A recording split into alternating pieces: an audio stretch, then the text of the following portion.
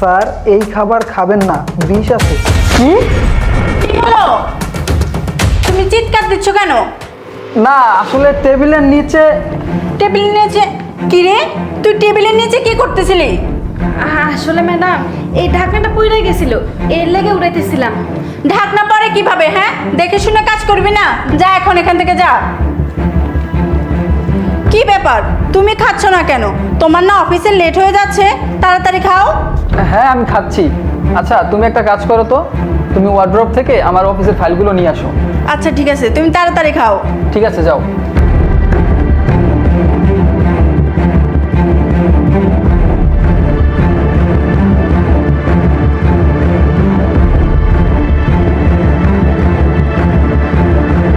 এই রোকে, এই তুই আমাকে টেবিলের নিচ থেকে কি দেখাইলি?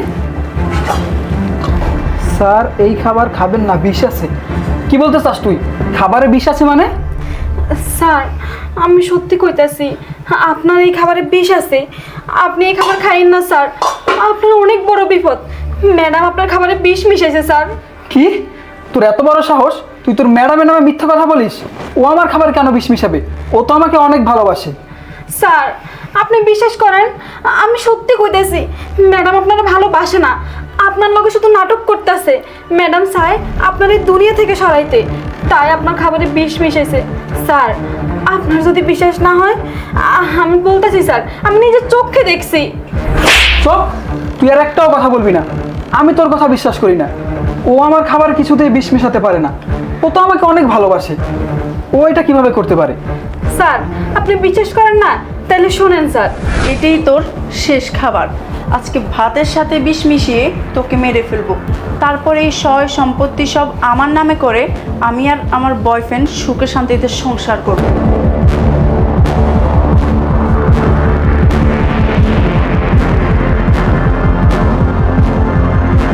ভালো করে মিক্স করি যাতে খাওয়ার সাথে সাথে কাজ করে।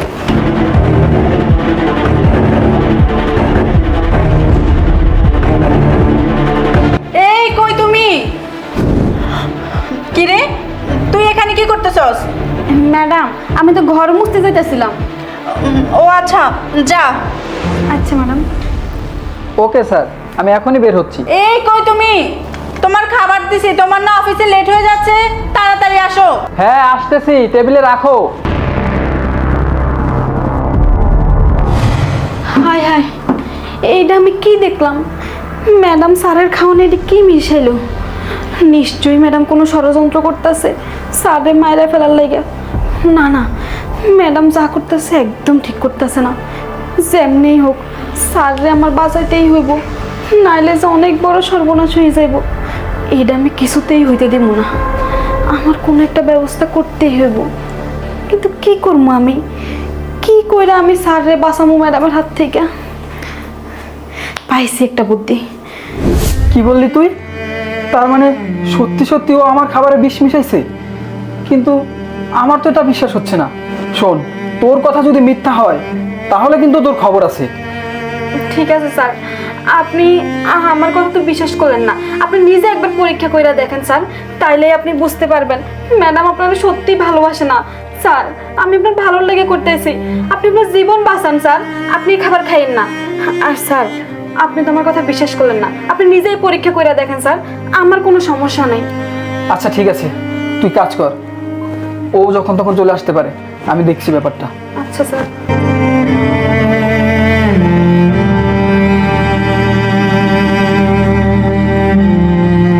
এই নাও তোমার ব্যাগ, এখানে সব ফাইল আছে।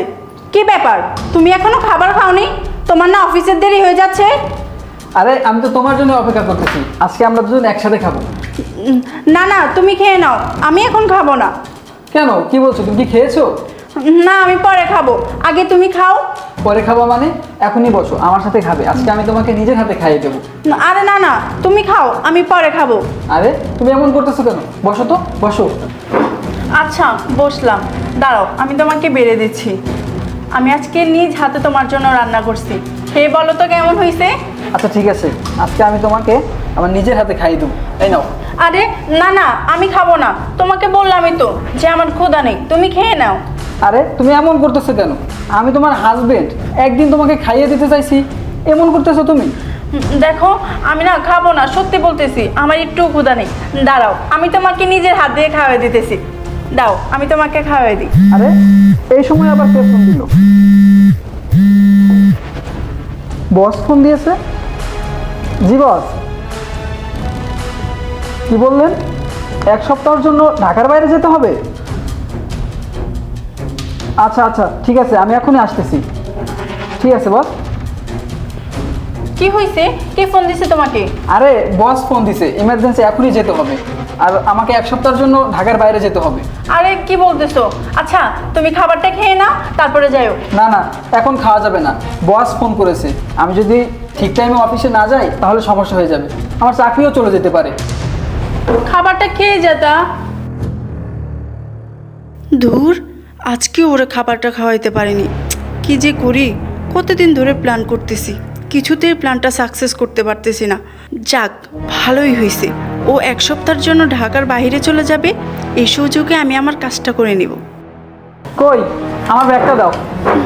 এই নাও তোমার ব্যাগ। খাবারটা খেয়ে গেলেও পারতে। না, এখন সময় নেই।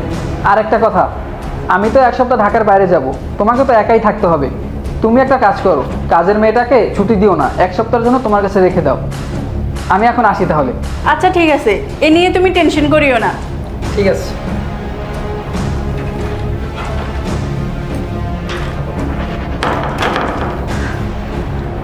রোকেয়া, রোকেয়া। ম্যাডাম আমার ডাকছেন? হ্যাঁ তোকে ডাকছি। এই শোন, 1 সপ্তাহের জন্য তোর ছুটি, যা তোর বাসায় চলে যা। কি কোন ম্যাডাম? 1 সপ্তাহ লাইগা? কেন ম্যাডাম, তাহলে কাজগুলো কে করব?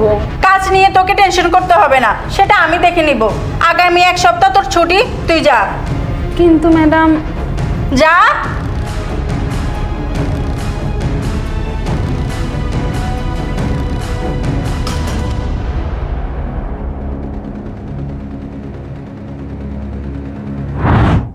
তুমি কি ভেবেছো আমি অফিসের কাজের জন্য ঢাকার বাইরে যাচ্ছি?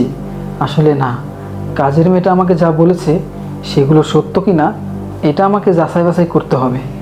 আর আমি আজকে অফিসেও যাব না, আশেপাশেই কোথাও থাকবো।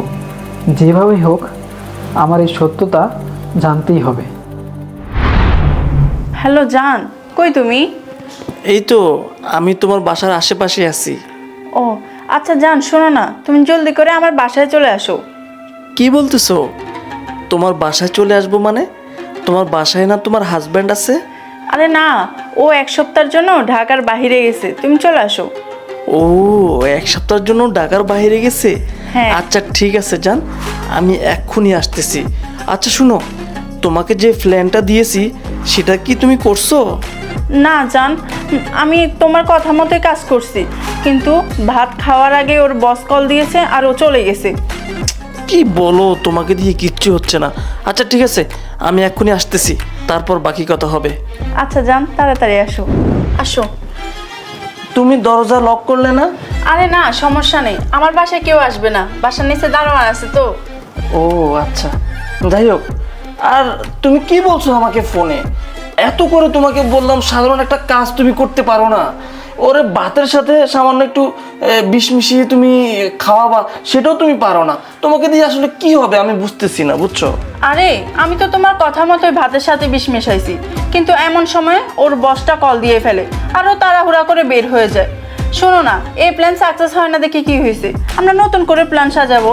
আর ও তো 1 সপ্তাহের জন্য ঢাকার বাইরে গেছে, এখন আমাদের যা কাজ আছে আমরা সব সেরে ফেলবো, আর ও আসলে ওকে আমরা মেরে ফেলবো। আর শোনো, তুমি কিন্তু এই 1 সপ্তাহ আমার সাথে আমার বাসায় থাকবা। এটা তুমি ঠিক বলছো, সময় তো আমাদের হাতে আছে। তবে তোমার হাজবেন্ডের টাকা আছে অনেক, তুমি আমাকে অনেক টাকা দিয়েছো। শুনো, এখন তো আমি তোমার বাসায় থাকবো, তবে আমাকে একটু বাসায় যেতে হবে। আমি তো জামা কাপড় কিছু আনি নাই।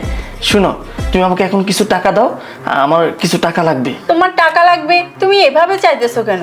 আমার টাকা মানে তো তোমারই টাকা। আচ্ছা তুমি বসো, আমি নিয়ে আসতেছি। আচ্ছা ঠিক আছে।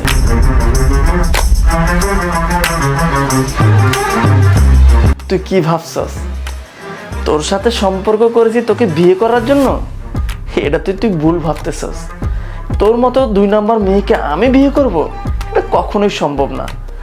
তোর সাথে আমি সম্পর্ক করেছি শুধুমাত্র এই তোর ধন দৌলত টাকা পয়সার জন্য। এগুলা নিয়ে উদ্ধার হয়ে গেলে আর তোকে কে চিনে। এই নাও, এখানে 1 লাখ টাকা আছে। ও, 1 লাখ টাকা নিয়ে আসছো? তুমি আমাকে অনেক ভালোবাসো, যখন যা চাই তুমি তাই আমাকে দাও। শুনো, এখানে আর বেশি সময় নষ্ট না করি, আমি বাসায় যাই, জামা কাপড় নিয়ে আবার এখানে ঢুকবো। হ্যাঁ, আর 1 সপ্তাহ টানা তোমার বাসা থাকবো। চলো একটু বেডরুমে তোমার সাথে সময় কাটাই। হ্যাঁ আচ্ছা চলো। বাহ বাহ বাহ, এই দাঁড়া, এখানে দাঁড়া, এক পাও নড়বি না। এই ছেলেটাকে, হ্যাঁ, আর ও আমাদের বাসায় কি করতেছে? আরে ও তো আমার ফ্রেন্ড, আমার সাথে একটু দেখা করতে আসছিল। ফ্রেন্ড, তাই না? মিথ্যে বলার আর জায়গা পাও না। ওকে দেখেই বোঝা যাচ্ছে ও তোর ফ্রেন্ড নাকি অন্য কিছু। দেখো, তুমি ভুল বুঝতেছো, ও আমার ফ্রেন্ড, ও একটা কাজে আসছিল। চুপ কর তুই, আর একটা কথাও বলবি না। কাজে আসছিল নাকি অন্য কিছু করতে আসছিল সেটা আমি খুব ভালো করে বুঝতে পারছি। আর তুই কি ভেবেছিলি তুই এত কিছু করবি, এত প্ল্যানিং করবি, আমি কিচ্ছু জানতে পারবো না? সকালে তুই যখন আমার ভাতে বিষ মিশিয়েছিলি সেটা কাজের মেয়ে দেখে গিয়েছিল, আর তারপর কাজের মেয়েটা আমাকে সব কিছু বলেছে, কিন্তু আমি ওর কোনো কথা বিশ্বাস করিনি। উল্টো আমি ওর গায়ে হাত তুলেছি, কারণ আমি তোকে ভালোবেসেছিলাম, আমি তোকে বিশ্বাস করেছি। কাজের মেয়েটার কথা আমি কিচ্ছু বিশ্বাস করিনি। বস যখন আমাকে ফোন দিয়ে 1 সপ্তাহের জন্য ঢাকার বাইরে যাওয়ার কথা বলছে, আমার যাওয়ার কথা ছিল, কিন্তু আমি যেতে পারিনি, কারণ তোর এইসব প্রকৃতির কথা শুনে আমি ওইখানে গিয়ে ভালোভাবে কাজ করতে পারতাম না। তাই আমি বাসার আশেপাশেই ছিলাম তোকে হাতে নাতে ধরার জন্য। এই কি করিনি আমি তোর জন্য বল? তোর জন্য আমি ফ্ল্যাট কিনে দিয়েছি, আমার মা বাবাকে ছেড়ে তোকে নিয়ে আমি আলাদা সংসার করতেছি। কি আছে এই ছেলের মধ্যে যেটা আমার মধ্যে নেই? আর আমি তোর কি কমতি রেখেছিলাম বল? টাকা পয়সা, তোর যখন যেটা লাগবে, তুই যেটা আমার কাছে চেয়েছিস আমি তোকে সেটাই দিয়েছি। আমি তোকে কোনো অভাব বুঝতে দিইনি। আমি দিনের পর দিন অফিসে দিনরাত করে পরিশ্রম করে তোর জন্য টাকা উপার্জন করেছি। আর তুই কিনা আমার সাথে এত বড় বেইমানি করলি, এত বড় বিশ্বাসঘাতকতা করলি, এটা আমি কখনো স্বপ্নেও ভাবতে পারিনি। তোর জন্য আমি আমার পুরো জীবনটাকে শেষ করে দিয়েছি। তোর মতো মেয়েদের এই একটাই স্বভাব, যে তোকে নিঃস্বার্থভাবে ভালোবাসে তাদের ভালোবাসার মূল্য তোরা দিতে জানিস না। আর যারা কিনা তোদের সৌন্দর্য টাকা পয়সা দেখে ভালোবাসে তাদের পিছনে ছুটিস। তোর মতো কিছু মেয়েদের কারণে আমার মতো হাজারো স্বামী তার স্ত্রীকে বিশ্বাস করতে ভয় পায়। তোর মতো দুশ্চরিত্র মেয়ের সাথে আমি আর এক ছাদের নিচে সংসার করতে পারবো না। তুই এই মুহূর্তে তোর বয়ফ্রেন্ডকে নিয়ে আমার বাসা থেকে বেরিয়ে যাবি। যা, বেরিয়ে যা। দেখো, আমাকে মাফ করে দাও। চুপ, তুই আর একটাও কথা বলবি না। তোকে আমি মাফ করতে পারবো না, আর তোর মতো মেয়ের সাথে সংসার করা তো দূরের কথা। তুই এই মুহূর্তে আমার বাসা থেকে তোর বয়ফ্রেন্ডকে নিয়ে বেরিয়ে যাবি। বেরিয়ে যা বলছি। কি হলো, দাঁড়িয়ে আছিস কেন? যা।